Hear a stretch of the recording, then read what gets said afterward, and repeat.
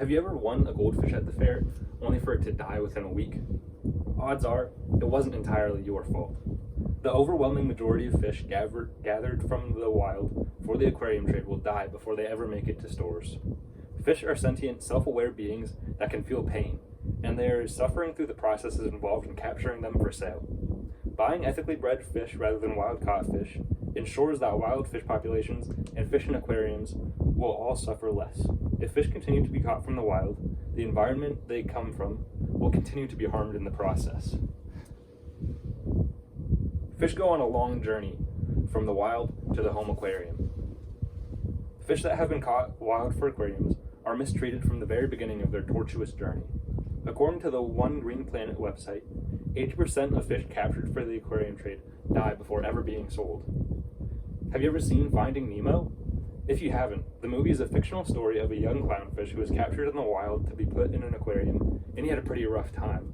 A villainous character from the movie was the dentist's niece, who had killed every fish the dentist had ever given her.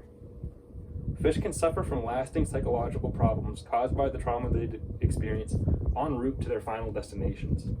According to the Advanced Aquarist publication from Reefs.com, fish can experience chronic anorexia and will eventually starve unless painstaking measures are taken by the owner. Measures such as tube feeding and force feeding, both of which require sedation and can result in the death of the fish if done incorrectly.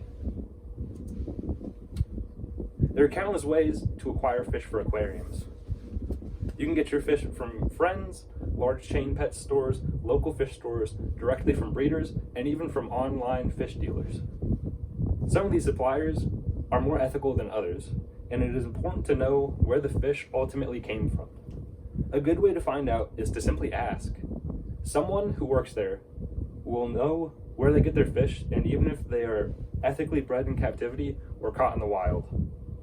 Local fish stores are usually the best suppliers, though. They're happy to inform customers where their fish come from and any information you could possibly want about the supplier's ethics. If everyone started buying fish ethically, fish worldwide would suffer less and the environment would benefit too. According to the Pacific Standard Magazine website, wild-caught fish for aquariums are frequently caught using cyanide to stun them, which damages reefs in unpredictable ways. Cyanide kills corals and many other invertebrates that are fundamental to reef health. Fish around the world are suffering because of the methods used to capture and transport wild fish to stores and eventually aquariums. You can help by ensuring the fish you buy come from ethical breeders, and if you're unsure how to do that, you can simply buy from a local fish store. That goldfish you won at the fair as a child didn't die because of you. It died because of the horrifying chain of events that led up to it being yours.